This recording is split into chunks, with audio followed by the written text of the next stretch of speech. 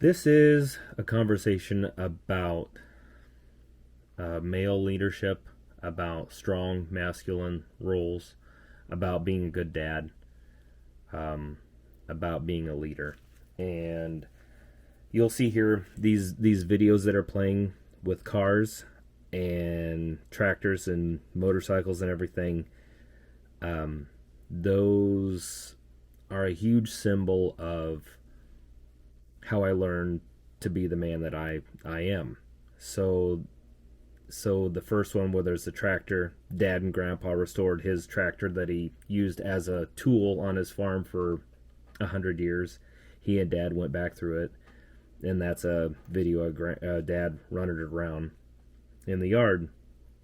And the Impala is we'd had it in mothballs for 10 years or so. Dad and I put it back together, and then we ran it around. The motorcycle was a Hodaka, and one of those bikes, we have a couple of them. One of them, Dad literally built it out of a pile of junk when we had nothing, because it was, he wanted to have fun with something. We didn't have any money, so he made do and made a good life for us despite any of the circumstances.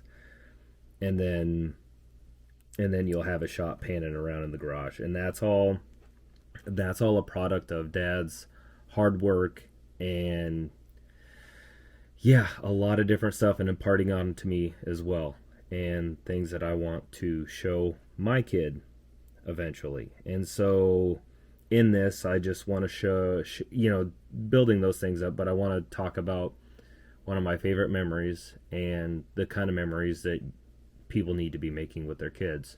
So when grandpa still owned the farm, and farms were a lot different back then, that everything is so efficient. um, the whole farm that used to be grandpa's is all one gigantic field.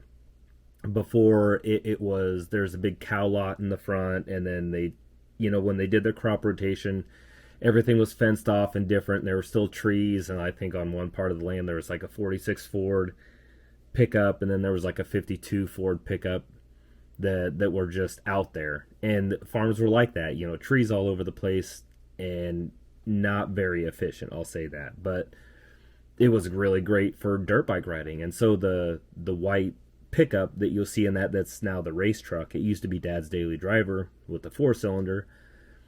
And so we loaded the motorcycles up, took them out to the farm, and we run all over the place. And I think I was like 14, 15, give or take a little bit.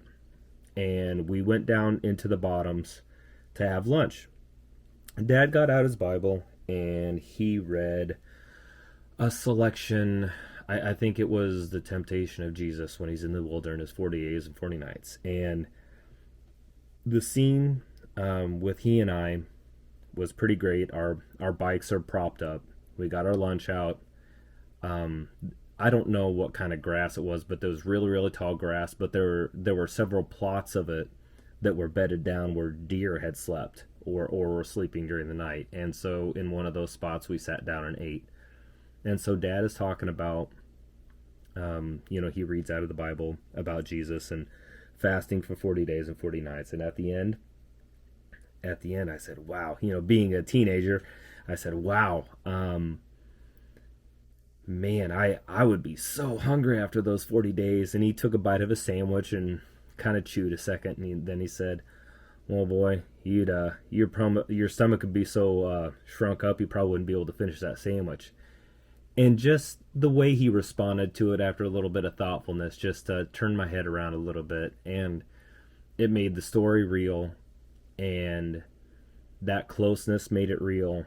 That moment, one of my very favorite moments of my entire life. I wish I could freeze that and live it over and over again. But that's, with time and with teaching and all those things, those are the things that makes good leaders, that makes good men, that makes good kids.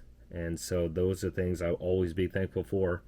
And maybe realistically, I'm not sure, but that's part of the reason why I'm so very tied to mechanical things, because to me, when I'm wrenching on my hot rod, it's Dad and I in the summertime having lunch while the motorcycle's cool, sitting where deer sleep and eating a sandwich and reading the Bible.